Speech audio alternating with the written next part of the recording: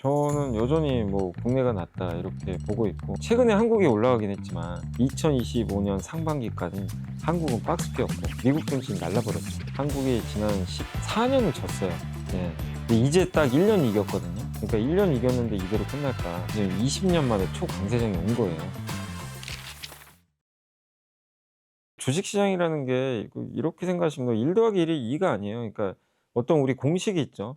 뭐 주가 움직이는 공식도 되게 많아요. 근데 이제 대표적인 게 환율 오르면 주가 빠진다. 이것도 옛날에 공식이었어요. 근데 환율이 1,200원에서 지금 1,500원까지 갔는데 코스피는 정말 뭐 미친 듯이 올랐습니다. 그럼 이게 공식이 안 맞는 거죠, 아예. 그걸 한번 고민해 보시면 좋을 것 같아요. 왜 공식이 안 맞지? 이렇게 좀 생각을 해 보는 거죠.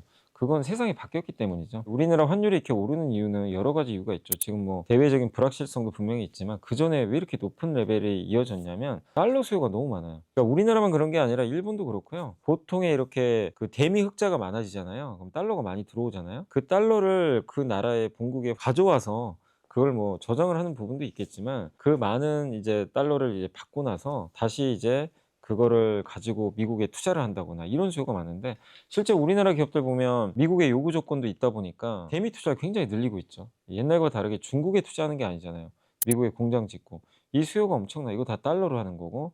또 서학개미 분들, 뭐 작년에 아시겠지만 정말 많은 미국 주식 매수를 했죠. 이게 새로운 어떤 이제 트렌드가 바뀐 건데, 그런 것들이 위기랑 아무 상관이 없어요. 그냥 달러가 좋은 거죠. 달러를 선호하고 미국 주식 선호하고 미국에 공장 지어야 되고. 예. 그런 것들은 우리나라 코스피의 악재라고 보기가 어려운 거죠, 사실은. 그래서 환율 올라가는 게 그게 굉장히 컸기 때문에 이번 환율과 코스피는 방향이, 어쨌든 과거에는 항상 환율 오르면 주가 빠지고 이렇게 움직였는데, 이번엔 같은 방향으로 갔던 거죠. 그래서 뭐 이번에 환율 상승은 우리나라가 위기 때문에 올랐던 건 아니기 때문에 크게 걱정하실 필요는 없고, 다만 이제 중동 문제나 이런 것들이 좀 계속 커져 가지고 환율이 1,500원 넘고 1,600원을 만약에 가게 된다. 그 경우에는 이제 우리나라에 문제가 생긴 거잖아요. 예, 그럴 때는 또 시장이 환율이 오를 때 빠져버릴 수도 있어요. 예, 그러니까 왜 지금 환율이 오르는지만 이유만 아시면 돼요. 최근에는 보시면 환율이 오르면 주가 지수가 빠집니다. 왜 그러죠? 이게 대외 리스크를 반영해서 그런 거예요. 어쨌든 지금 중동 리스크가 끝나질 않다 보니까 이렇게 이제 환율이 오르면 주가 지수가 빠지는 옛날 공식으로 다시 돌아간 거죠. 항상 그 이 조건에 따라서 모든 게 변하기 때문에 환율이 무조건 오르면 악재다, 아니다, 이거를 좀 구분해서 보실 필요는 있고, 또 한 가지가 우리나라 내수 경기 별로 안 좋은 것 같잖아요. 그다음에 경제 지표도 뭐 물론 GDP 성장률 올라간다고 하지만 뭐 소비재 기업들은 실적도 별로 안 좋은 것 같은데 주가 지수는 연일 사상 최고치를 경신했죠. 근데 이거는 우리만 그런 게 아니라 미국도 똑같습니다. 미국도 빅테크, AI로 돈 버는 기업들은 계속 신고가를 내면서 지수는 사상 최고가인데, 미국의 나이키, 룰루레몬, 월마트, 맥도날드 이런 소비재 기업들은 주가 많이 빠져요. 왜냐하면 미국도 소비가 썩 좋진 않거든요. 우리도 비슷해요. 근데 그들이 빠졌다고 나스닥이 빠졌나요? 나스닥은 얼마 전까지 사상 최고가 갔거든요. 한국도 비슷하죠. 그래서 그 나라의 지수를 구성하는 시가총액 상위 큰 기업들이 어떤 지금 상황이냐, 이걸 보시면 돼요. 근데 우리나라는 보면 아까 말씀드린 대로 삼성전자, 하이닉스 이 두 개가 절반을 차지해요. 여기가 좋으면 좋은 거고 나쁘면 나쁜 겁니다. 아무리 내수가 호황이어도 삼성전자, 하이닉스가 수출해서 반도체로 돈을 못 벌면 코스피는 폭락하는 거죠. 근데 반대로 지금 내수가 안 좋지만 이들이 지금 둘이 합쳐서 올해만 한 500조 벌 거거든요. 네, 그런 상황이 좀 이제 이어지고 있기 때문에 결국 그 삼성전자, 하이닉스를 비롯한 우리나라 시총 상위 기업들이 대부분 그 수출 기업이고, 이들이 돈을 많이 벌고 있기 때문에 이들 주가는 당연히 오르겠죠. 이들이 오르면 내수 경기랑 상관이 없어요. 그냥 코스피는 급등하게 돼 있습니다. 그래서 시장의 구조는 어쨌든 지수를 결정하는 거는 시가총액 상위 기업들의 실적이다. 실적과 성장성. 이게 결정하기 때문에 뭔가 좀 지표 안 좋은데 오르는 건 저는 굉장히 이거는 당연한 현상이다. 이렇게 좀 말씀을 드리고 싶습니다. 코스피가 급등한 거는 반도체가 이제 압도적으로 성과를 내니까 간 건데, 근데 코스닥은 아닙니다. 코스닥은 반도체가 있지만 1등이 어디죠? 바이오예요. 바이오가 안 갑니다, 지금. 안 가는 이유는 여러 개가 있죠. 일단 너무 좋아요, 반도체가. 상대적으로 좋으니까 수급이 글로 쏠렸고. 두 번째가 이 바이오에 대한 신뢰가 떨어졌죠. 삼천당 제약 쇼크도 좀 있었고 예전에 알테오젠이 로열티율이 5%인 줄 알았는데 생각보다 2%로 낮았고 ABL 바이오의 최근에 어떤 임상 결과도 그렇게 썩 기대에 미치지 못했고 시장 참가자들이 바이오에 대해서 약간 시선이 좀 냉정해지기 시작한 거죠. 그래서 어쨌든 코스닥이 살아나려면 바이오에 대한 신뢰가 높아져야 되거든요.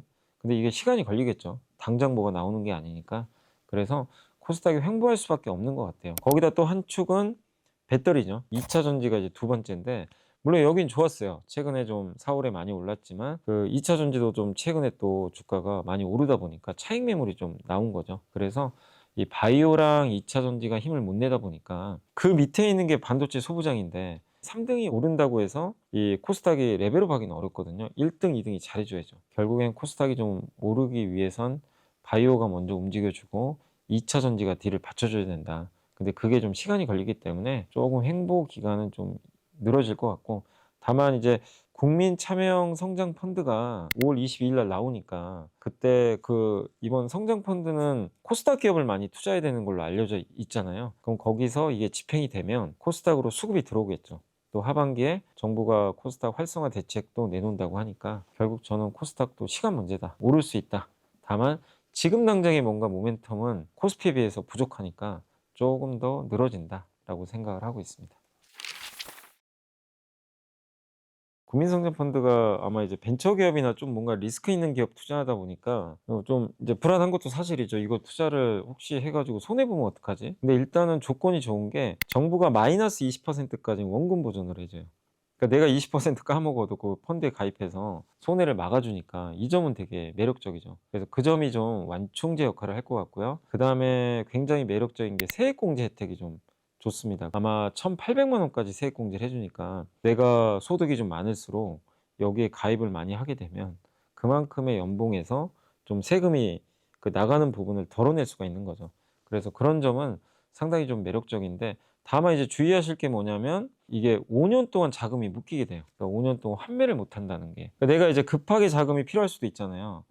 근데 그럴 때 이걸 환매를 하고 싶어도 할 수가 없다는 게 그게 좀 단점입니다. 그래서 반드시 국민 참여형 성장 펀드를 만약에 이렇게 내가 가입을 한다고 치면 여유 자금으로 하셔야 됩니다. 정부가 이걸 하는 목적은 국민 성장 펀드에 이제 하나의 자금으로 이걸 넣어 가지고 우리나라의 주요 AI 기업이라든가 바이오 기업 되게 첨단 산업들 있죠. 이걸 정부가 지원을 해서 이 돈 가지고 좀 기업들 성장할 수 있게 만들자라는 취지이기 때문에 취지는 되게 좋거든요. 그리고 바이오 코스닥만 하는 게 아니라 코스피도 투자가 가능해요. 그래서 무조건 뭐 이 벤처 기업이나 위험한 기업만 투자하는 건 아니니까 어느 정도 포트폴리오 구성도 저는 안정적으로 일부는 하지 않을까라고 생각을 하고 있습니다. 그래서 저는 단점보다는 장점이 되게 많다고 생각을 하거든요. 일단 새로운 돈이 만들어지잖아요. 정부가 주도를 하고 국민들이 가입을 하고 물론 직접적인 돈은 아니지만 그 돈이 들어가서 기업들한테 뿌려지고 특히 코스닥에 좋죠. 코스닥에 벤처기업에 많이 들어갈 거기 때문에 그리고 그런 걸 통해서 정부가 하려는 목적은 우리나라도 나스닥처럼 좋은 좀 기업들 많이 발굴해서 이 코스닥 시장에 상장시키자 이런 게 목표거든요. 그래서 비상장 기업 같은 데도 투자를 해서 똘똘한 기업들 많이 있어요. 그리고 우리나라도 그런 벤처 생태계가 잘 돼야 되거든요. 그래야 대만이나 이런 미국처럼 혁신 기업들이 되게 많이 나올 수가 있어요. 그래서 우리나라 물론 대기업 되게 잘하지만 벤처 기업은 좀 뭔가 경쟁력이 떨어지는 거 아닌가 이런 우려가 있잖아요. 이 돈이 마중물 역할을 할 수 있기 때문에 저는 국내 그 성장률 제고 측면에서도 상당히 긍정적이고 국내 증시 코스닥에도 영향을 긍정적으로 줄 수 있기 때문에 저는 여러 면에서 좋은 효과가 좀 나지 않을까라고 예상을 하고 있습니다.